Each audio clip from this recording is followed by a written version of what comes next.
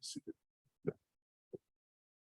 Bueno, muy bienvenidos a este seminario que ha organizado FIAP, que se llama La importancia del ahorro en las pensiones, el caso de la ley de Estados Unidos.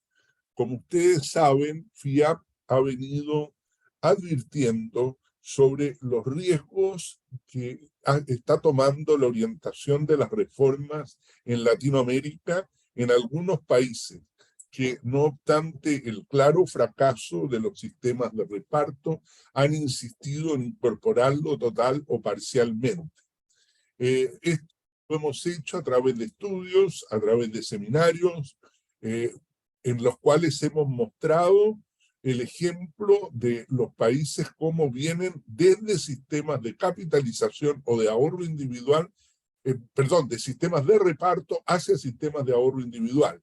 Hemos tenido, por ejemplo, expositores de Holanda y de otros países europeos que nos han explicado la experiencia. En el hecho, durante 10 años, de 16 países que había hace 10 años con sistema de ahorro individual, hoy día ya son 46 los que han incorporado estos mecanismos. Por consiguiente, creo que en algunos países de América Latina simplemente estamos navegando contra la corriente, como lo hicimos ver en un estudio muy completo que se presentó hace un tiempo. Bueno, dentro de estos casos que queremos mostrar está el ejemplo que da el título a esta conferencia y que va a estar a cargo de una persona muy conocida de muchos de ustedes, que es Fernando Larraín. Fernando Larraín es economista de la Pontificia Universidad Católica de Chile y máster en Asuntos Públicos en la Universidad de Princeton. Posee mucha experiencia trabajando con altos funcionarios gubernamentales, líderes de la sociedad civil, gobiernos, organizaciones multilaterales, del sector privado y del sector académico, y organizaciones sin fines de lucro y líderes de opinión. Actualmente, Fernando se desempeña como director del International Center for Pension Management y como consultor internacional en materia de pensiones. Durante 5 años, Fernando se desempeñó como gerente general de la Asociación de AFP de Chile, con lo cual mostró también toda su experiencia en esta materia. Creo que no podría, actualmente reside, como lo acabo de decir, en Washington, y por lo tanto es un testigo muy abonado y calificado respecto de lo que está pasando en Estados Unidos con esta ley, en la cual está apoyada por los dos principales partidos, republicano y demócrata, lo que habla de la preocupación que existe en los países con mayores niveles de desarrollo por enfrentar el tema de las pensiones, dejando afuera rasgos populistas como los que estamos mirando en Latinoamérica. Sin más, quiero dejar con la palabra a Fernando y decirle que hemos recibido un grupo enorme de preguntas que Fernando está disponible para contestarlas al final de su conferencia, y también vamos a dar la oportunidad, en la medida que nos quede tiempo, para un par de preguntas más que se puedan hacer levantando la mano. Fernando, tiene la palabra. Muchas gracias, Guillermo, por la invitación. Quiero aprovechar de saludar a todos los que están conectados a esta hora, a todas también. Veo ahí en la lista grandes amigos y amigas de varios tiempos. Siempre es más entretenido hacerlo de manera presencial que virtual, pero vengan mis saludos a todos en esta conferencia. Quiero felicitar y agradecer el trabajo que hace FIAP también en esta materia de poder diseminar distintos grados de conocimiento para poder ir generando procesos de aprendizaje y fertilización cruzada de experiencias, algunas exitosas, otras no tan exitosas, de política pública en materia de pensiones. Así que muchas gracias por la invitación, gracias también a Manuel por el apoyo también en la preparación de esta presentación. Yo lo que voy a hacer es una presentación que debiera durar entre 25 y 35 minutos para contextualizar el caso de la reciente ley aprobada en Estados Unidos. Y luego me interesa abrir un espacio de conversación, de discusión, de preguntas y respuestas. Ojalá preguntas más bien breves. Vamos a hacer una pequeña innovación ahora que estamos comenzando con Guillermo para poder generar interacción entre todos, de poder hacer esto a mano alzada. Así que al final de la presentación ahí les pido que los que tengan preguntas puedan hacerlas sin ningún problema. Voy a compartir la pantalla, después yo le voy a enviar la presentación a Guillermo y a Manuel para que la puedan compartir con todos ustedes que estuvieron presentes acá, y los que no pudieron la puedan revisar después en detalle. ¿Okay? La invitación es justamente a explorar esta nueva ley de Estados Unidos, pero creo que lo que resume esta nueva ley de Estados Unidos es el reconocimiento a la importancia del ahorro a la hora de poder construir ingresos para la vejez o pensiones como todos conocemos. La presentación tiene tres partes. Voy a hacer una pequeña introducción muy breve al sistema de seguridad social de Estados Unidos. Luego voy a hacer una mirada a lo que fue o a lo que es la ley del Secure 2.0, y después voy a terminar con una breve reflexión de qué podemos aprender de esta ley en la región, o sea, cuáles son los aprendizajes que podemos tener tanto desde una materia propiamente previsional, pero también desde una lógica política en la región de América Latina, sobre todo dada la discusión que hay en varios países hoy día discutiendo de cambios a los sistemas previsionales. Entonces, como les decía, una pequeña introducción al sistema de seguridad social de Estados Unidos.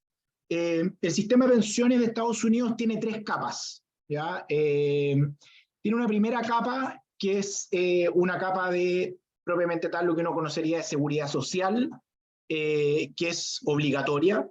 Y esa primera capa de seguridad social lo que hace es que cubre principalmente el riesgo de no tener ingresos en la vejez, o dado si es que hay la muerte de algún familiar, o si es que hay problemas de discapacidad entre medio. Entonces, esta seguridad social incluye un seguro de vejez, que es básicamente la pensión de vejez. También incluye los temas de pensión de viudez y orfandad.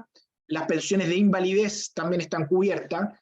Y también tiene ciertos ingresos suplementarios o de asistencia social que brinda asistencia a personas particulares, por ejemplo, personas que están muy discapacitadas o que son ciegas, por ejemplo, o personas que tienen una asistencia temporal de ingreso por alguna razón particular, ¿ya? Todo eso es lo que se conoce como el sistema de seguridad social. Después voy a explicar cómo se financia esto. Después y esa parte es obligatoria. Luego hay una segunda capa, que es una capa que es voluntaria, que uno podría decir que es voluntaria entre comillas, porque aquí es donde están los planes ocupacionales, en donde básicamente hay un porcentaje alto, no el 100%, pero un porcentaje alto de la población que tiene una cobertura a través de planes ocupacionales, principalmente en el sector público, pero también más o menos la mitad de las personas que trabajan en el sector privado también acceden a estos planes, que son planes que principalmente son de dos formatos: el de contribución definida, que son básicamente los planes que a ustedes han escuchado probablemente, los 401K, y también está el 403B y el 457, que son principalmente planes de ahorro de contribución definida. Y también hay planes tradicionales de beneficios definidos, principalmente en el sector público. Tradicionalmente el sector privado también ofrecía planes de beneficios definidos, pero hoy día no solamente está en una franca retirada, sino que hoy día ya no se abren nuevos planes de beneficio definido por temas de financiamiento, demografía y otras razones particulares en ese tema. Entonces, en esa segunda capa hay planes que son planes ocupacionales. Y la tercera capa es una capa más bien de ahorro voluntario tradicional, que ahí están los programas, los IRA. La diferencia de la segunda con la tercera es que la segunda son planes colectivos y la tercera son planes individuales. Ya esa es la gran diferencia que hay entre la primera y la segunda. Entonces, respecto a la primera capa de seguridad social, nosotros discutimos harto, y la FIAP hace un trabajo muy grande respecto a la discusión de los parámetros. La capa de seguridad social se financia con un financiamiento del trabajador y el empleador. El trabajador cotiza alrededor de un 6%, un 6,2%. El empleador también cotiza un 6,2% hacia el trabajador y por lo tanto la sumatoria de cotización para seguridad social es de un 12,4%.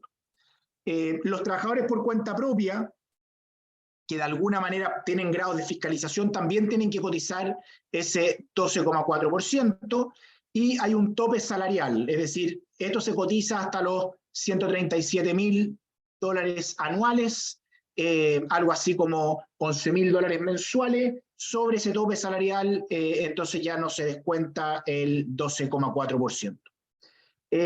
Estas contribuciones son obligatorias para las personas del sector privado, del sector formal, y para las personas que trabajan en el sector público. Hay algunos estados en particular que tuvieron la facultad de no adherirse a este sistema de seguridad social. O sea, más o menos un cuarto de los trabajadores del sector público no están obligados a cotizar en esta seguridad social, ¿ya? El resto lo hace completo. Y este es un sistema en donde se financia esta primera capa con las contribuciones. Luego, entonces uno podría decir que esta es una pensión mínima, por así decirlo, contributiva, ¿ya? Porque se financia con las contribuciones. Luego la edad de retiro de Estados Unidos partió en los 65 años para hombres y mujeres, pero ha tenido una evolución a lo largo del tiempo, y esto hace recordar el Twitter del presidente de Colombia hace unos días atrás, que dijo que prefería renunciar antes de subir la edad de pensión. Este es un tema álgido de una lógica de economía política, pero lo que sí está claro es que Estados Unidos ha movido la edad de jubilación, partiendo de los 65 años y después hasta los 67 años para todos los nacidos después del año 1960. Y permite una posibilidad de retiro anticipado con un castigo de alrededor un 5%, 6% por año, y también permite la posibilidad de postergar la edad de retiro con un incentivo directo también entre 5 y 6% hasta los 70 años. ¿Ya? O sea, permite el retiro anticipado con castigo y permite postergar el retiro con un incentivo económico a esa postergación. ¿Okay? Entonces los parámetros, en términos simples, edad de pensión 67 años para las personas nacidas después de los 60, y contribución del 12,4%, con lo cual se financia la seguridad social. ¿Cuáles son los beneficios que entrega esta seguridad social? Esta seguridad social entrega una renta vitalicia que se calcula en base a los ingresos promedio obtenidos a lo largo de la vida profesional. Dos cosas que me parecen importantes acá: se consideran los mejores 35 años de cotización.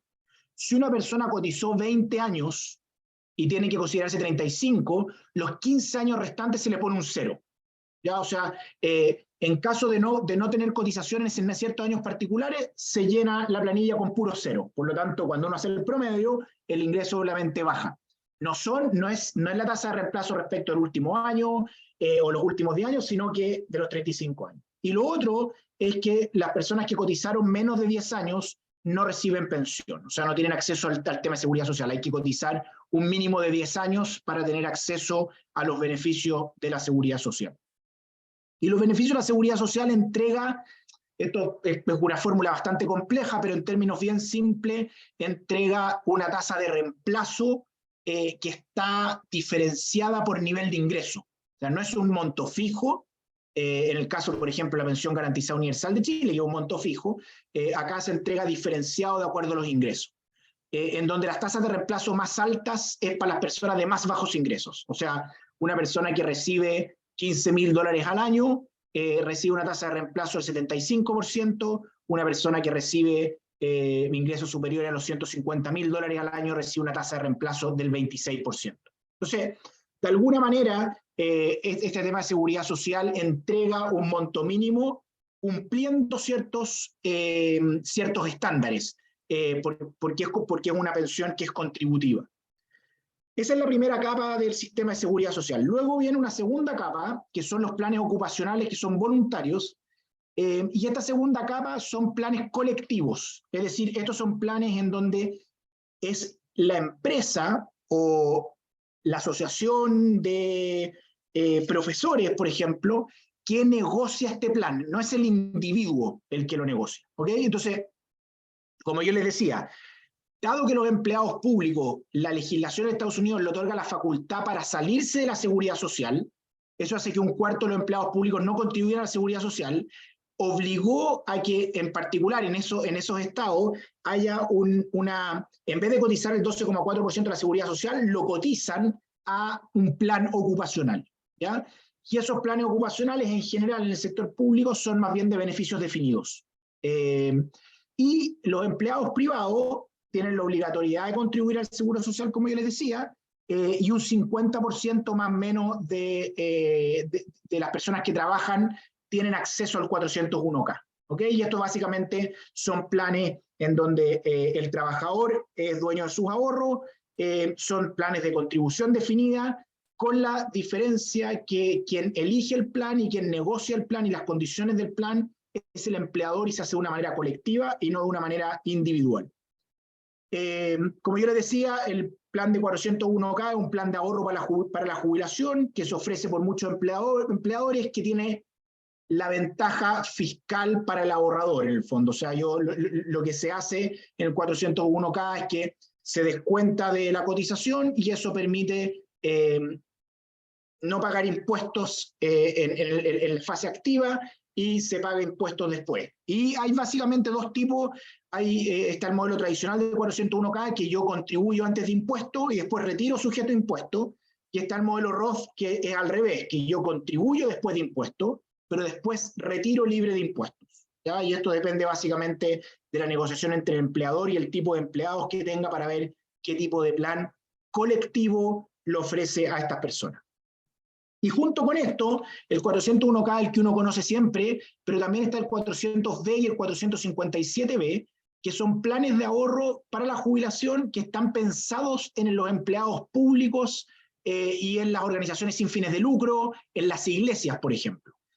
Son planes directamente pensados en instituciones que están exentas de impuestos y que también le permite que los empleadores aporten para el plan de retiro de sus trabajadores. Y funciona básicamente de la misma manera que el 401k. Pero me parece interesante porque una de las cosas que hace este plan del Secure 2.0 es ampliar en esto, y por eso que uno ve que hubo un acuerdo bastante grande también desde la lógica de los empleados públicos que estaban sometidos a estos planes. Y la tercera capa es la capa individual. La tercera capa es como uno conocería más bien en el caso de Chile, de Colombia, de República Dominicana, El Salvador, ¿no es cierto?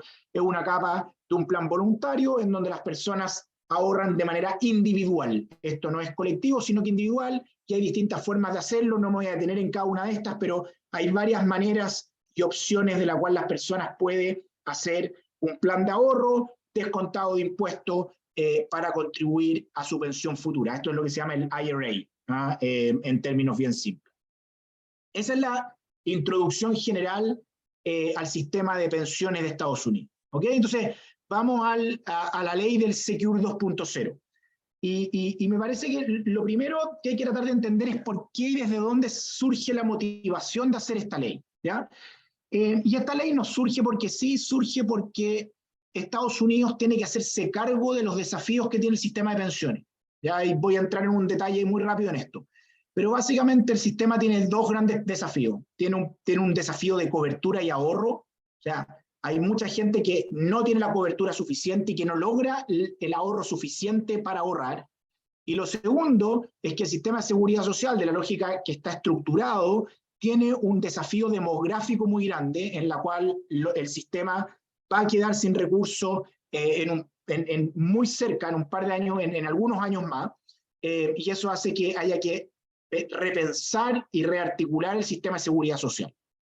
Lo segundo es que durante mucho tiempo, y Estados Unidos en esto ha generado aprendizajes de que esta ley Secure 2.0 incorpora mucho aprendizaje técnico. O sea, acá hay una mezcla de la política y la técnica que está bien considerada, y voy a detenerme en eso en un momento. Y lo tercero es que la lógica en la cual esto está estructurado, esto es que hay un reconocimiento implícito que los planes de beneficios definidos son complejos de implementar, y no solamente son complejos de implementar, sino que los niveles de costos que tienen y los cambios en la modalidad del mercado laboral que han tenido hace que en la práctica estos sistemas se inviabilicen en la gran mayoría de los casos, ¿ya? Y por lo tanto hay una migración, o sea, se sigue la tendencia de migrar de planes de beneficio definido a planes de contribución definida. Entonces, desde una lógica técnica, y después voy a hablar de la política un poco, pero desde la lógica técnica, el sistema de seguridad social de Estados Unidos tiene muchos desafíos, pero en términos simples, hay un informe de la GAO, que es el General Accounting Office de Estados Unidos, que hace evaluaciones de política pública, que tiene un estudio que realizó el año pasado en donde analiza el sistema previsional, y básicamente las conclusiones a las que llega, que se las voy a resumir en estas dos láminas, es que durante los últimos 40 años el sistema de seguridad social de Estados Unidos ha tenido cambios fundamentales, ¿ya? Y eso hace que los cambios fundamentales que haya tenido pongan riesgos y desafíos al sistema de seguridad social, no solamente en la primera capa, sino que en las otras dos también. ¿Y cuáles son esos cambios fundamentales que ha tenido principalmente el tema demográfico? O sea, si uno mira los gráficos, la cantidad de personas, en millones de personas que van a tener 65 años o más, va a crecer muchísimo. Y ahí está el gráfico con la línea azul abajo, ustedes lo pueden ver.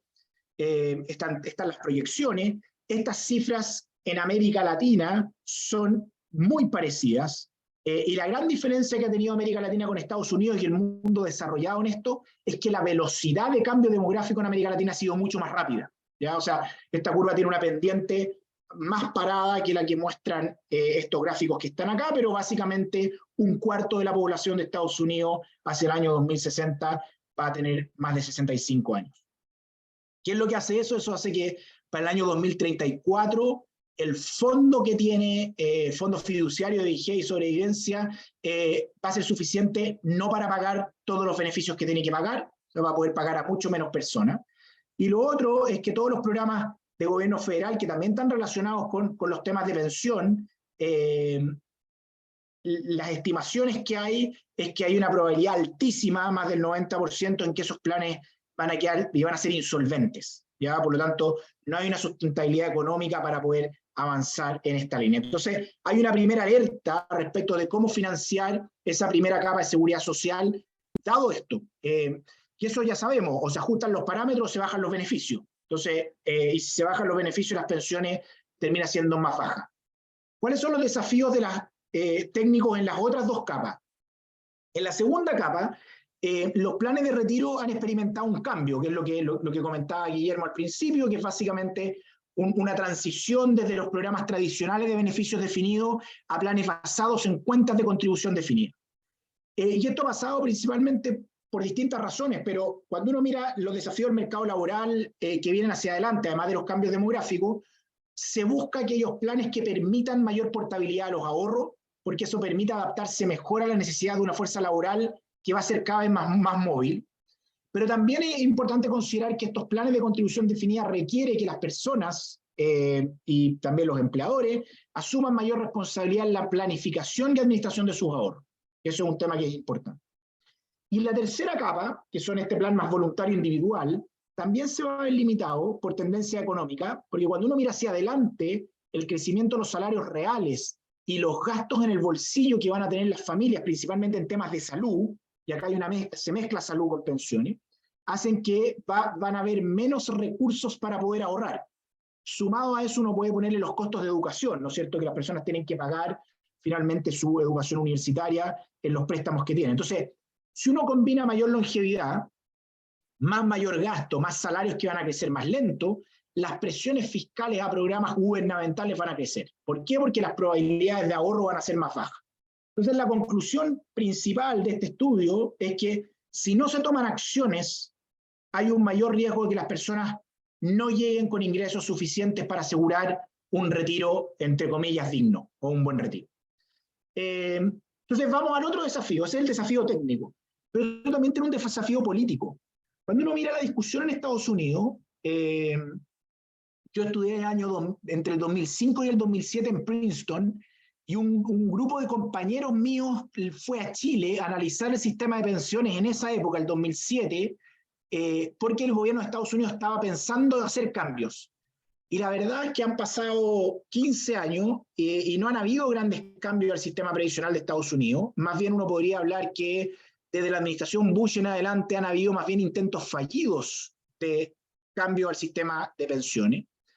Y esos intentos fallidos se dan, yo creo que principalmente por dos cosas. Hay un tema ideológico que pone en los extremos, por así decirlo, los sistemas de beneficio definido de reparto versus sistemas de contribución definida en base a ahorro.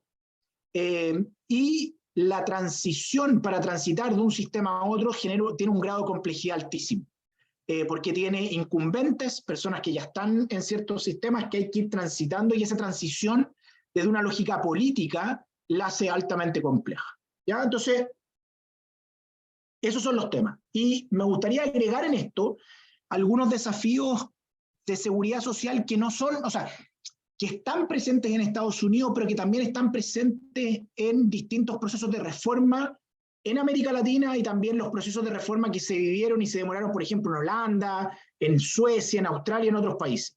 Y quiero nombrar 4 focos acá que me parece importante como aprendizaje. El primero es que las reformas de pensiones ponen un exceso de foco en los costos del envejecimiento. O sea, básicamente, envejecer se pone desde una lógica costosa, más que en las implicancias que podrían tener los cambios demográficos. Voy a detenerme al final en este punto, pero creo que fallamos en la lógica de todo el costo que trae el envejecimiento, más que en los beneficios que podrían traer.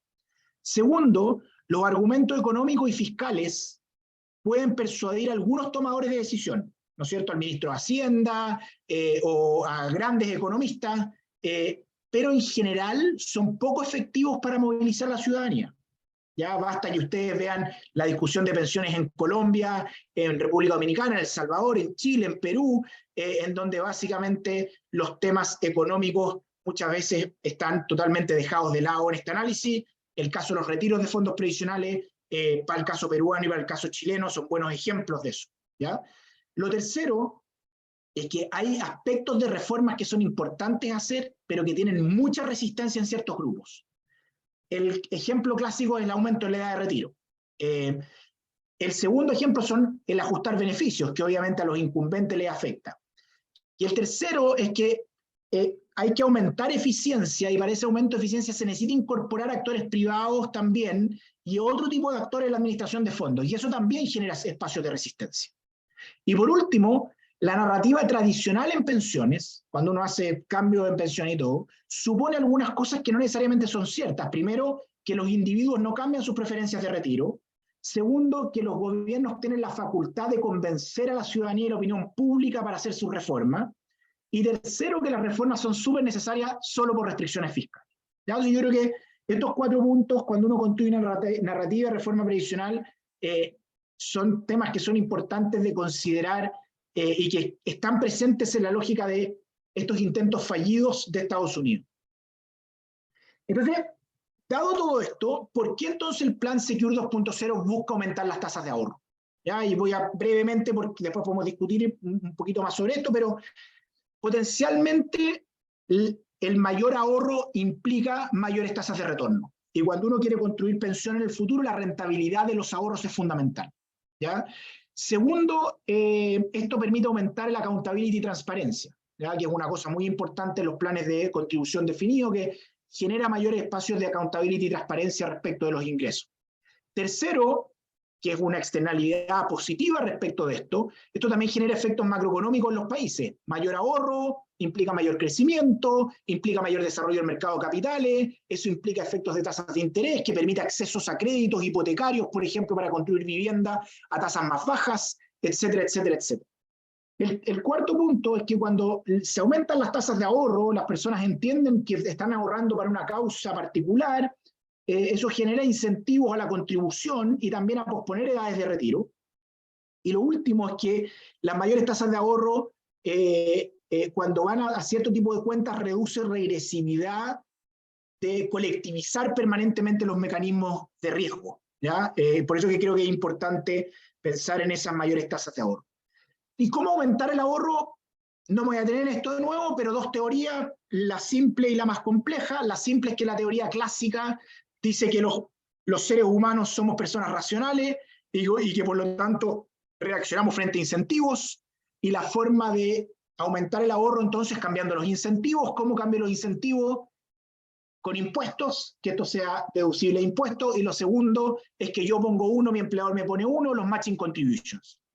Pero lo que no nos hemos dado cuenta es que la economía del comportamiento nos lleva un paso más adelante, así que las personas somos normales y que actuamos en base a sentimientos y creencias, ¿ya? Y por lo tanto acá los temas de auto-enrollment, de autoescalada, de decisiones por defecto, liquidez, etcétera, son cosas relevantes, ¿ya? ¿Qué pasó en la ley Secure 2.0? El 29 de diciembre del año 2022, el presidente Joe Biden firmó esta ley. Esta ley hace un esfuerzo por hacerse cargo de algunos de los desafíos de las pensiones, reducir brecha, aumentar el ahorro, y agrega más de 90 provisiones en los diferentes planes de retiro. Los tres ejes principales de esta ley son promover el ahorro para el retiro, generar incentivos para que las nuevas empresas y pequeñas empresas puedan ofrecer planes de retiro que hoy día no ofrecen, y tercero, entregar mayor flexibilidad a las personas en edades cercanas al retiro para poder implementar sus ahorros. O sea, un foco claramente en los ahorros. Y tiene un foco en los programas de capitalización, que son el 401k, el IRA y el 403 y el 457. ¿Qué pasó políticamente en esta reforma?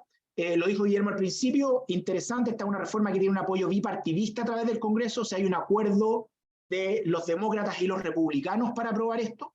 Esta ley se aprobó en las comisiones de trabajo una mayoría abrumadora, en el Comité de Salud, Educación, Trabajo y Pensiones, y después se votó en sala también con una mayoría.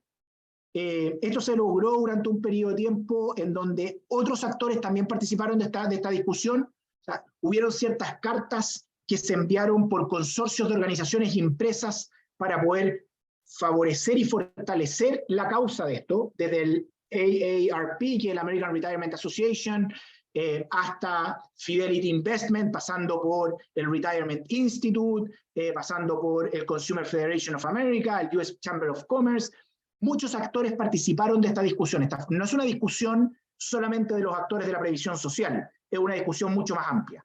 Y además Secure 2.0 es un producto agregado de 3 leyes anteriores, o sea, de 3 leyes que se originaron, 2 en el Senado y 1 en la Cámara. O sea, de alguna forma consideraron discusiones que ya venían tiempo atrás, con el objetivo de generar mayor probabilidad de éxito a la hora de la votación. ¿Qué temas son los temas más relevantes de esta ley? Aquí yo voy a poner 5. Les dije, hay más de 90 provisiones, pero les voy a explicar algunas de ellas.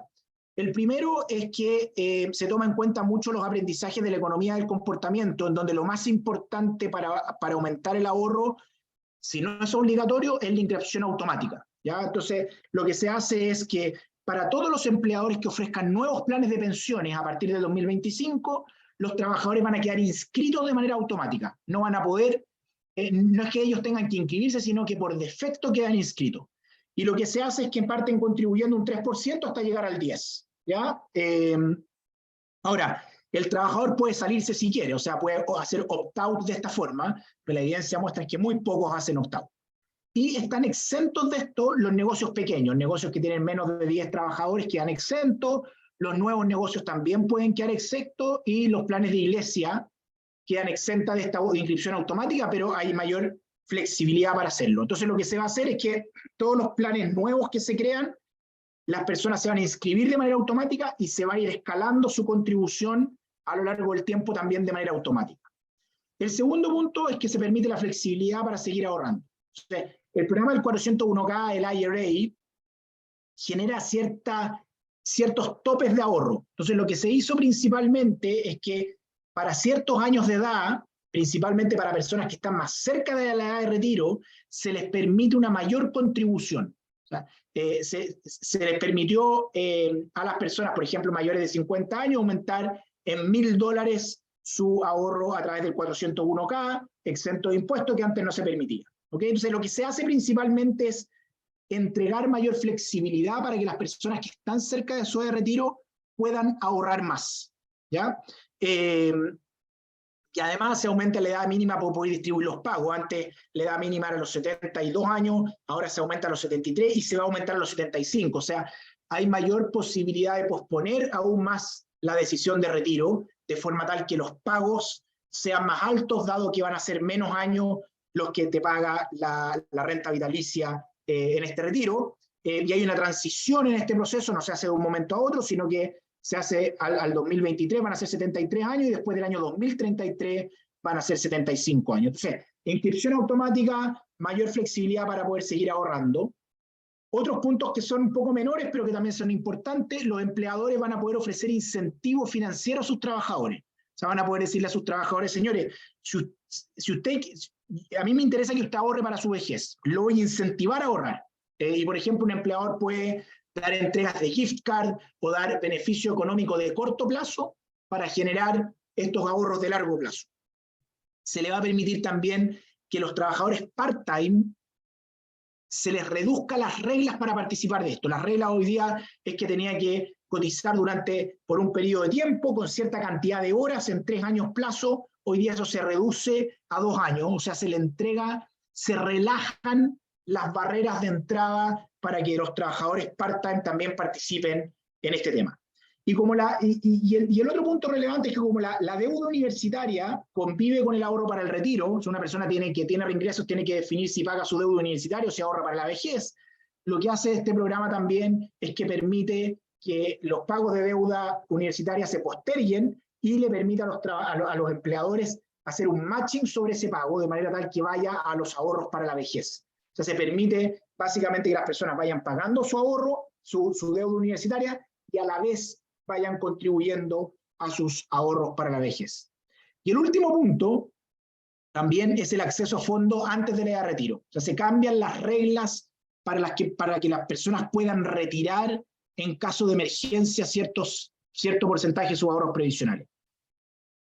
Se flexibiliza mucho más en casos de retiro por urgencia, por ejemplo, si es que hay un terremoto, un tsunami o algún problema de desastre natural. También en casos de abuso doméstico se permite un mayor retiro, pero en general lo que hay es que hay un permiso para que las personas puedan retirar recursos, y esto era un buen diseño a la hora de retirarlos por alguna urgencia o emergencia que tengan. Pero principalmente yo me atrevería a decir que este programa, el Secure 2.0, incluye 2 grandes aprendizajes de la economía del comportamiento. Uno es el autoenrolamiento y la autoescalada en esto, y lo segundo es generar algún incentivo de corto plazo en los ahorros de la vejez, que es este espacio de cuentas para los retiros, ¿ya? O sea, que te permite retirar en un espacio muy apretado, muy dirigido, frente a ciertas situaciones particulares. ¿Ya? Estoy bien en tiempo, me apuré un poquito en esto para poder generar algún espacio de conversación. Déjenme terminar con 2 láminas sobre cuáles creo yo que son los desafíos y aprendizajes que tiene esta ley para América Latina. Cuando uno mira los desafíos en América Latina, hay muchos desafíos obviamente, pero básicamente yo me atrevería a decir que están estos 6 que están acá, o 7. El primero es que necesitamos cubrir múltiples objetivos en los sistemas de pensiones. Y esos múltiples objetivos están en cómo genero justicia intergeneracional, cómo genero mayores niveles de cobertura, cómo hago un nivel adecuado de pensión, cuál es la tasa de reemplazo óptima, por ejemplo. Entonces, tengo que cubrir muchas cosas en este espacio. La discusión de la pensión garantizada universal en Chile, o las pensiones no contributivas en otros países, tienen esta discusión de lo hago con una cobertura grande y montos bajos, o lo hago con una cobertura pequeña para montos altos. ¿Ok? Los segundos desafíos tienen que ver con que hoy día vamos a tener nuevas formas de trabajo. O sea, la cantidad de emprendedoras que hay hoy día, el mundo de los migrantes, los sectores informales, los trabajadores de plataforma, hoy día cada vez son más en nuestro mercado laboral, y por lo tanto la definición del ahorro por planilla para ese mundo de trabajadores es altamente complejo, y por lo tanto tengo que buscar la manera de ir incorporando estos actores. Tercero, las decisiones de ahorro y retiro al final del día requieren mejor preparación por parte de los trabajadores y los pensionados. Y acá el rol de los empleadores, el rol de los administradores de fondos de pensiones, el rol del gobierno, es importante, probablemente no necesariamente a la lógica de la educación financiera como resultado para ahorrar más, pero sí para poder ejercer un mejor proceso de toma de decisiones. Requiere esto una administración eficiente y con delivery por parte de los partícipes. Hay un problema de escritura, perdón, lo voy a arreglar, pero básicamente cómo genero espacios de cercanía. Hoy día, una de las discusiones más grandes que me toca ver a mí en el International Center of Pension Management, que reúne a los grandes fondos de pensiones de muchas partes del mundo, tanto de beneficio definido como de contribución definida, es que la gran discusión hoy día es cómo genero mayor relación entre los administradores y los afiliados en el fondo. Tenemos un problema del rol del sistema político y el cortoplacismo que nos impide pasar reformas de largo plazo. Tenemos que romper resistencia por parte de los trabajadores y de los empleadores en la lógica de crear espacios de trabajo más de largo plazo, más largos durante mayor periodo de tiempo, y los manejos del riesgo de longevidad también son importantes porque hemos discutido mucho respecto a la fase activa y poco de la fase pasiva, y lo que se ha ido discutiendo y aprendiendo afuera es que hay que generar un abanico de opciones para que las personas puedan definir qué es lo que les conviene en su etapa pasiva, ¿ya? Y termino con esto para el espacio de preguntas. ¿Qué podemos aprender del Secure 2.0 en términos quizás demasiado simples, pero creo que ayudan en nuestra discusión? Lo primero es que esta no es una reforma que transforme el sistema completo, ¿ya?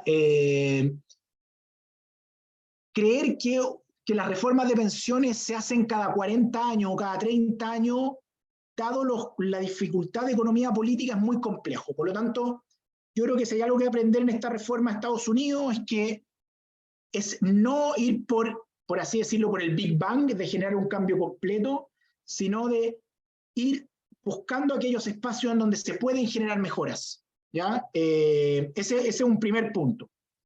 El segundo punto es la importancia del ahorro. O sea, acá queda bastante claro que para poder construir pensiones en el futuro, el ahorro es relevante. Y el ahorro es relevante no solamente para los trabajadores entrantes, como lo pone esta reforma, sino que también para aquellos trabajadores que están cercanos a su edad de pensión. Hay que generar los incentivos para generar mayores niveles de ahorro, si no, generar mejores pensiones se hace altamente complejo. Tercero, fundamental sumar diferentes actores. O sea, la economía política de esta reforma logra un acuerdo político de dos miradas distintas, por así decirlo, los demócratas y los republicanos. El Secure 2.0 incluyó los intereses de ambos espacios, por eso que al final del día esto tiene guiños hacia empleados públicos, tiene guiños hacia los trabajadores de 50 años, tiene guiños a los trabajadores de 60 años, reconoce las dificultades del mundo del emprendimiento en esto, y por lo tanto creo que es importante sumar diferentes actores en esta discusión, más que esto sea una discusión entre un sector y otro, ¿ya? Y lo tercero es que esta reforma creo que nos enseña mucho en América Latina de la importancia del pragmatismo técnico y político. Acá las políticas públicas tienen los desafíos del politics y el policy, en el sentido que necesitamos lo técnico y lo político. Una reforma que solo considera lo político va a tener un problema desde una lógica técnica. Una reforma que solo considera lo técnico se encuentra con una traba enorme a la hora de aprobarse políticamente. Y esta reforma, estos cambios lo que hicieron fue poner en acuerdo al mundo político con aprendizajes técnicos. Todos los aprendizajes de la economía del comportamiento están plasmados en esta reforma, los auto-enrollment, los incentivos de ciertos espacios a retiros anticipados, la flexibilización a la hora de poder generar mayores niveles de ahorro a las personas que están más prontas a su edad de pensión. O sea, el trabajo técnico y los aprendizajes que hemos ido teniendo en los últimos 10 años, 15 años de los sistemas de contribución definida están apalancados y escritos en esta reforma. Y creo que eso también nos enseña bastante desde esta lógica de lo técnico y lo político tienen que conversar, lo difícil es hacerlo, cómo hacemos que conversen, pero creo que es importante considerarlo y ponerlo también en perspectiva. Esa es la visión general de esto. Como yo les decía, les voy a compartir la presentación. Si alguien tiene alguna duda particular y quiere hacérmela después más en detalle o necesita algún antecedente, no tengo ningún problema de poder compartirlo también en detalle. Así que eso, don Guillermo, yo tengo un poquito más de las 10, yo estoy en Washington, son las 10:20 acá. Hay 10 minutos para que se acabe a las 10:30, pero yo tengo un poquito más de tiempo, así que quedémonos los que puedan y quieran, unos 15 minutos o 20 minutos en esta discusión de conversación. Así que eso, don Guillermo, y abro el espacio de preguntas y dudas. Muchas gracias, Fernando, por tu completa y brillante exposición. Yo creo que hay un gran número de personas que están participando en esto, hay algunas personas del sector público, y yo creo que el aprendizaje que podamos hacer en Latinoamérica de esta lección que tú acabas de mencionar, de que lo técnico converse con lo político, es muy importante para nuestros países, porque muy distante de ese criterio, acá vemos un divorcio entre lo técnico y lo político. Entonces creo que esto va a contribuir, tu exposición, Fernando, y te felicito por ello, va a contribuir a recibir estas lecciones y poder encaminar en los procesos de reforma en beneficio de las pensiones de los trabajadores y la contribución al desarrollo económico de los países. Bueno, como sin más, ya está abierto el espacio de preguntas y respuestas. Sí, voy a tomar algunas y feliz que vayan comentándola. Voy a partir por la pregunta de Jorge Mesa, que pregunta si se discutió el ahorro por consumo para esta reforma. La verdad es que no se discutió mucho. Siempre ha estado en la discusión la posibilidad de avanzar en esta línea, pero no fue una conversación muy profunda, por así decirlo, en esto. No hay pocos sistemas que han incorporado esto. África está haciendo algunos planes piloto para poder incrementar el ahorro vía consumo. Yo creo que es algo que hay que analizar, que hay que mirarlo, y hay que buscar la manera tal de que las personas a través de su consumo puedan generar espacios de ahorro para el retiro. Yo creo que hoy día la tecnología está disponible y uno podría avanzar, pero esto requiere ciertas miradas y espacios en esta línea. Lo que es complicado de esto es hacerlo a través del impuesto al valor agregado, porque como las personas de ingresos más bajos pagan un porcentaje mayor de sus ingresos en el IVA, ponerle una carga adicional puede ser complejo. Pero yo creo, Jorge, que es un tema que hay que discutirlo, hay que pensarlo. Como te digo, hay algunos programas pilotos que se han hecho a través del consumo, hay otros programas pilotos que se han hecho a través del juego. Por ejemplo, está demostrado hoy día que las apuestas son importantes, entonces personas que compran, por así decir, un pase a la lotería y luego esa lotería es un monto que va a su pensión, ese tipo como de ahorro a través del juego creo que también es un tema relevante. Lo que sí, Jorge, es que el nuevo mundo del mercado laboral nos va a obligar a ser más creativos en esto. Y yo creo que parte de la discusión que va a venir hacia adelante tiene que ver con esos temas, pero Estados Unidos no consideró esto en este espacio, y yo creo que no lo consideró por una lógica de pragmatismo político, porque ya se venía discutiendo esto y no estaba esto en la discusión y no quisieron, como diríamos en buen chileno, agregarle más pelos en la sopa. Otra pregunta de mi querido profesor don Salvador Valdés. Hola, Salvador. La primera pregunta, no tengo la respuesta exacta, tendría que googlearla de ver cuál es la línea de la pobreza. Lo que yo entiendo es que el Social Security entrega tasas de reemplazo que son bajas en la lógica de la línea de la pobreza. O sea, en ese sentido, llevándolo al caso chileno, la PGU es más generosa.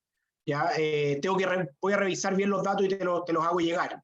Y los puedo compartir en general para poder hacerlo. Pero la segunda pregunta sí puedo contestarla mejor. ¿Cómo se eleva el ahorro? El Secure 2.0 hace la apuesta de que van a elevar el ahorro a través de incentivos considerando los aprendizajes de la economía del comportamiento.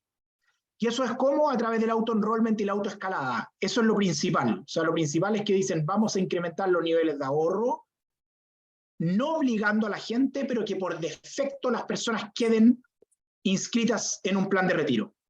que ese plan de retiro, como es colectivo, también le entregan facilidades a las empresas para que puedan ofrecer eso. Por lo tanto, la apuesta es a través de mayor ahorro, no necesariamente una mayor cotización, ¿ya? Sino que hoy día el 50% está ahorrando en estos sistemas, es elevar la cobertura, haciendo que las personas por defecto queden inscritas en estos programas. No hay un aumento de la tasa de cotización, tampoco hay un aumento de la fiscalización, ¿ya? Ahora, lo que sí tiene un pequeño problema es que al permitir el retiro, en ciertos casos, esto hace que yo vaya ahorrando, pero también que retire en ciertos espacios. Eso no necesariamente va en aumento del ahorro, pero lo que sí está, y hay un par de papers que demuestran esto, que al generar algún incentivo de corto plazo, eso también hace que las personas puedan ahorrar más. Entonces, yo diría que este es Salvador, este es como un gran programa piloto de lo que fue el paper que hizo Richard Thaler en su momento del Save for Tomorrow, hace años atrás, para poder implementar esto a nivel grande. Entonces, la apuesta es ir vía menos tradicional, no fiscalización, no elevar la tasa de cotización, sino que aumentar cobertura. ¿Y cómo aumento la cobertura? Haciendo esto a través del auto-enrollment, que tiene como base también lo que hizo en su momento Nest en Inglaterra, ¿ya? Desde esa lógica. Así que eso es. Pablo, hola Pablo, hace una pregunta que es relevante, que para nosotros en Chile es más bien obvia, pero que en el mundo internacional no es tan obvia, que tiene que ver con la inflación, ¿ya? Este programa lo que hace es que va ajustando y va indexando a la inflación en el futuro, ¿ya? Pero tradicionalmente los sistemas de pensiones no consideran la inflación. Es más, muchos sistemas de beneficios definidos lo que hacen es que han ido acortando sus beneficios porque no adecúan los beneficios a la inflación. El caso sueco, por ejemplo, un caso emblemático en esa lógica de cómo han reducido algunos beneficios solamente por inflación. Ahora que la inflación es un tema en el mundo, este tema se está considerando y el Secure 2.0 puso en estos temas de auto-enrollment y en los temas también de mayores cotizaciones en los catch-up, que se llama, poder permitir indexación por inflación, cosa que antes no se podía, ahora lo están incorporando hacia el futuro. Esto quizás es un aprendizaje desde el mundo desarrollado al mundo emergente, que nosotros en general sí adecuamos estos temas por inflación. Cecilia comenta un poquito el criterio de la edad de jubilación. Efectivamente, el criterio fue para generar cohortes por edad por nacimiento. O sea, todas las personas que nacieron antes del año 60 tienen un espacio de edad de jubilación distinta. Y lo que han ido haciendo en Estados Unidos, lo que hizo también países que han cambiado su edad de jubilación, por ejemplo, Suecia, Holanda, es que dependiendo de los años donde nacieron, la gente jubila. Entonces, por ejemplo, si yo sé que nací en el año 1955, entiendo que mi edad de jubilación va a ser a los 66 años, 5 meses. Si yo nací en el año 60, entiendo que mi edad de jubilación, para el caso de Estados Unidos, va a ser 67 años. Lo que hacen eso es generar un signaling a los cohortes, en la lógica de no subir la edad de pensión a los incumbentes. Esa es la manera en la cual se hace. Efectivamente, la edad de jubilación ha seguido subiendo, pero de nuevo, el pragmatismo del Secure 2.0 para no abrir esta caja de Pandora de la edad de jubilación, lo que hizo fue generar incentivos a postergar la edad de jubilación más que a cambiar la edad de jubilación, ¿ya? ¿Por qué hicieron eso? Porque el momento que yo abro la caja de Pandora de la edad de jubilación, la economía política se hace altamente compleja y se podía caer este proyecto si se cambiaban estos planes. Entonces Secure 2.0 dijo, en vez de cambiar esto, pongamos incentivos para que las personas jubilen más tarde, ¿ya? Y esos incentivos son incentivos a generar mayores niveles de ahorro, con mayor beneficio tributario, y también estos incentivos económicos que hay a postergar la edad de retiro. Yo me imagino, Cecilia, que lo que sí está pasando es que, dado los desafíos que tiene el sistema de seguridad social en su primera capa, acá hay beneficios que se están achicando y probablemente esta va a ser una discusión que van a tener que tener igual y todos los países la vamos a tener que tener. Pero claro, tenemos este problema de lo técnico y lo político a la hora de la edad de jubilación. Rodolfo Saldaín habla de que uno de los temas centrales en la región son los costos de administración, las comisiones. Una buena pregunta, Rodolfo, esta. Este no fue un tema en Estados Unidos, ¿ya? Y no fue un tema en Estados Unidos porque la forma que están hechos los 401K y los planes es que es un programa... Estados Unidos considera que la competencia ajusta las comisiones, ¿ya? Y como los planes 401K obligan al empleador al deber fiduciario de tomar la mejor decisión económica y de rentabilidad, por lo tanto ellos a la hora de elegir el plan de 401K que se toma, el empleador tiene que considerar los costos, es decir, los fees. Ahora, más allá de los fees en particular, lo que le importa al que toma la decisión finalmente es la rentabilidad descontada de las comisiones. Por lo tanto, las comisiones están implícitas en las decisiones, pero no es un tema que haya sido un tema de gran relevancia, como sí es efectivamente en muchos de nuestros países de la región esta discusión de los fees, que creo que es una discusión, creo que la discusión tiene que estar centrada en la rentabilidad, libre de los costos, más que en los costos per se, ¿okay? Porque cuando uno mira los costos, muchas veces de los sistemas, de los administradores de fondos de pensiones en la región, comparado con sistemas de pensiones públicos o privados de beneficio definido o de contribución definida, los costos son más bien promedio, no son costos ni muy altos ni extremadamente bajos, y va a tener que ver mucho la discusión de qué tan activa es la inversión. O sea, por ejemplo, si uno discute los temas de activo alternativo, eso efectivamente tiene costos diferentes a la hora de operar. Pero es importante al final del día, y esto sí es relevante en Estados Unidos, que hay un deber fiduciario de quien tome la definición que vaya en beneficio de sus partícipes, que es principalmente una definición que considere una ecuación de rentabilidad y costo adecuada. Pero así como hemos visto, no sé, Rodolfo, ¿de qué país eres tú? Pero así como hemos visto la discusión en México, en Perú, en Colombia y Chile, creo en República Dominicana también, respecto a los costos de administración, este no es un tema que haya sido relevante en la discusión de las pensiones en este plan del Secure 2.0. Hugo Sánchez pregunta, me hizo acordar al gran futbolista mexicano, Hugo Sánchez pregunta si es que hay otros países que hayan implementado una reforma similar. La verdad es que sí, o sea, cuando uno mira lo que ha hecho Inglaterra, por ejemplo, o Nueva Zelanda o Australia en sus lógicas de transformación, tienen que ver con ir incorporando estos mecanismos de auto-enrollment y algunos de estos temas en su discusión. Para América Latina esto es un poquito distinto porque para nosotros la cotización a la cuenta, a la contribución, a la cuenta de capitalización es obligatoria. Entonces, esta lógica del auto-enrollment no funciona directamente. Lo que sí yo creo que podríamos explorar, y han habido programas pilotos en la región en esto y en otras partes también, es cómo generar estos mecanismos en aquellos trabajadores que no cotizan de manera permanente. Creo que podemos avanzar en poder, los planes voluntarios principalmente, poder buscar la manera de flexibilizar un poquito estos temas, de manera tal de simplificar para que se puedan hacer auto-enrollment en este tipo de cosas. ¿Ya? Está. Ahora, ¿se tienen proyecciones sobre la suficiencia de los fondos de pensión a largo plazo considerando los cambios? Existen proyecciones, pero la verdad es que la primera capa va en una línea un poquito distinta de esto. La gran pregunta que tiene que hacerse Estados Unidos en esto es ¿cuánto quiere que la primera capa, que es la seguridad social, genere pensiones? Y lo que está claro es que esas pensiones, al ser insuficientes, tienen que aumentarlas desde otra perspectiva.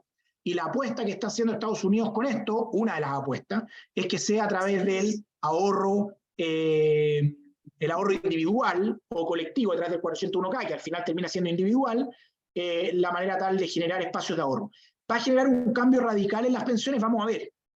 La evidencia no es tan clara respecto de esto en el sentido de que probablemente esta es una reforma que va a hacer que personas que ya estaban ahorrando cambien sus formas de ahorro a mayor, para ahorro para la vejez. El gran desafío de esto va a estar de cómo yo genero mayores coberturas en personas que no estaban ahorrando. O sea, una persona que hoy día tiene 50 años y que estaba ahorrando en el 401K o con los catching up, esa persona probablemente va a seguir ahorrando. La pregunta es, ¿cómo logro que una persona que no estaba ahorrando haga ese catch-up también? Y ahí yo creo que esta reforma vamos a ver si efectivamente los mecanismos de economía del comportamiento van a ser tan atractivos en este tema. Pero sí está claro que lo más importante, y la evidencia completa muestra que en temas de economía del comportamiento, los temas de auto-enrollment y escalada terminan siendo los más efectivos a la hora de incrementar los niveles de ahorro. Mucho más que los programas por defecto o hacer un signaling a través de una mensajería de texto, etc. Esta es la manera más, por así decirlo, eficiente de hacerlo. Y Sebastián comenta algo Uruguay, que se ha dicho enfáticamente que el aumento de la edad de jubilación no funciona con incentivos, sino de manera obligatoria. Bueno, efectivamente los incentivos tienen que ser demasiado buenos para que las personas cambien sus decisiones, ¿no es cierto? Y probablemente algunos lo cambian en el margen, pero los incentivos no están pensados para que todo el mundo cambie sus decisiones. Ahora, de nuevo, el Secure 2.0 parte de la lógica que la edad de pensión es 67 años y te pone incentivos para que vayas postergando. O sea, más que la lógica teórica de esto, hay una lógica pragmática de si yo no he sido capaz de aumentar los niveles de ahorro durante 15 años con reformas de pensiones, y considero que es importante, entonces de nuevo, ir dando pasos en vez de cambiar todo, tratar de hacer el todo nada, en el sentido de que imagínense que el Secure 2.0 hubiera dicho, ok, cambiamos la edad de pensión hasta los 70 años y además hagamos todo esto, probablemente esa reforma quizás hubiera caído. Entonces hay un pragmatismo en la lógica de decir, prefiero avanzar, ir dando pasos, en vez de quedarme parado y quedarme exactamente en el mismo nivel que estaba.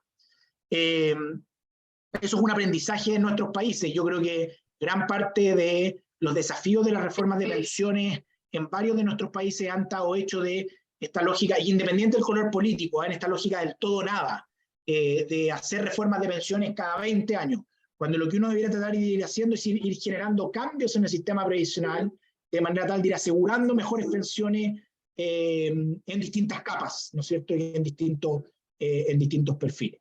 ¿Ya? No sé si ahí, Sebastián, contesté un poco tu pregunta. Ahí traté de contestar un poco, quizás, y perdonen el español chileno en velocidad, pero tratar de hacerme cargo de varias de las preguntas que fueron poniendo acá. No sé si hay alguna, Willy, alguna pregunta tuya o algún énfasis que quieras que demos hacia el cierre. Eso. No, yo creo que lo que me gusta mucho cómo destacaste tú la capacidad que tuvieron los distintos sectores políticos en Estados Unidos de ponerse de acuerdo frente a un tema que no debería ser ideológico. Es un tema, como tú lo mencionaste, que estamos afectados por la longevidad de las personas, digamos, y por la informalidad, etcétera. De manera que mientras antes le pongamos solución y abandonemos las trincheras y hagamos conversar lo que tú mencionaste, la técnica con la política, vamos a poder sacar antes estos proyectos y que hoy día siento que no tienen mucha viabilidad, tanto en Colombia, Salvador, no se ve que estén solucionando el tema de las pensiones. Entonces, para mí, yo quiero volver a felicitarte por la exposición. A mí me parece muy importante como contribución al reorientar en la forma que lo están haciendo los países desarrollados. Tú mencionaste el caso de Nest en el Reino Unido, Nueva Zelanda, Australia, bueno, y ahora este caso de Estados Unidos. Y la pregunta muy cortita es, ¿cuáles son los pasos siguientes para esta ley? Esta ley ya está aprobada, ya la aprobó el Congreso, partió el 1 de enero del 2023, pero es una ley, de nuevo, esto también es un aprendizaje, es una ley que tiene una transición, o sea, una ley que para algunas provisiones, que hay más de 90, como les dije, parte el 1 de enero del 2023, para otras parte el 2024, para otras parte el 2025. Entonces, lo que hace esta ley también es decirle, en el caso del auto-enrollment y la autoescalada, lo que hace es que le dice a las empresas, señores, van a tener tiempo para prepararse para hacer esto. No va a ser de un minuto a otro. Por lo tanto, en ese caso particular, esto parte del 2025, lo que le permite al mundo, principalmente a la pequeña y mediana empresa en este tema, un proceso de adaptación en este periodo de tiempo. O sea, creo que eso también es bueno en la lógica de nuestra región, de mercados laborales que tienen altos niveles de informalidad, con pequeñas y medianas empresas que son muy importantes en la matriz productiva y en la generación de empleo, de permitir ir transitando en esto a lo largo del tiempo y no decir esto parte a raja tabla mañana. O sea, déjenme hacer una analogía al caso chileno. La transición que pone la reforma, que propone una reforma previsional que se está proponiendo hoy día en Chile, es una transición más corta que la que está proponiendo el Secure 2.0. Y la complejidad de la reforma del caso chileno, comparada con la Secure 2.0, es gigante. No quiero hacer la analogía para evitar ser funado en Twitter entre Casio y Rolex o Twingo y Ferrari, ahora es la analogía de doña Shakira, pero la diferencia es abismante. O sea, el nivel de complejidad de una reforma versus la otra no tiene nada que ver, y hay una transición que es mucho más corta, que es la más compleja que la otra. O sea, creo que en esto la ley ya partió, ya es ley, ya empieza a operar, y le da de nuevo un periodo de tiempo de adaptación a los distintos estratos y empresas para que se vayan adaptando en este tema y también que las empresas vayan conociendo este tipo de cosas. Por lo tanto, muchos ya están trabajando en poder asesorar y permitir que cada uno entienda estas 90 provisiones, se puedan explicar bien, hay un periodo de tiempo en eso. Oye, una última reflexión, una última pregunta. El enrolamiento automático, tú lo mencionaste y yo comparto contigo, es el mecanismo más adecuado para mejorar los niveles de ahorro. Pero los sistemas que tenemos básicamente ahorro obligatorio y tenemos un desarrollo muy débil de los mecanismos de ahorro voluntario. ¿Tú crees que además de mejorar el ahorro, va a incentivar a nuevos sectores a que ahorren a través del enrolamiento automático? Porque el espacio que se abre en nuestros países de la región, en casi todos, es a través del ahorro voluntario. Entonces, ¿qué capacidad va a tener de ir mejorando el ahorro voluntario? Mira, pasan dos cosas. La primera es que reduce ciertas barreras para que los trabajadores, por ejemplo, hoy día es casi imposible que un emprendedor, por así decirlo, pueda entrar a un plan de 401k. ¿Por qué? Porque tiene que hacer desde un plan colectivo. Parte de esto es que está permitiendo agrupar distintos grupos. Entonces, voy a poner un ejemplo. Junto a los pescadores artesanales, con los emprendedores, con gente del mundo del deporte, y ofrezco un plan colectivo para todo ese mundo. Entonces, eso lo va a simplificar, va a reducir barreras de entrada. Y yo sí creo que esta lógica una de las cosas que ha funcionado en la región, que uno mira, son estos planes de seguro con ahorro, ya en distintas capas y estrato económico. Este plan, al permitir ciertos espacios de retiro, también está poniendo incentivo a que las personas generen espacios de ahorro por defecto que vean intereses de corto plazo, y eso yo creo que debiera generar espacios de motivación para que grupos nuevos participen. Yo creo que efectivamente en la región nosotros podemos tratar de avanzar, quizás no en todos los sectores, pero uno mira, por ejemplo, los trabajadores de plataforma, Uber, Rappi, Cabify, que cada vez van creciendo.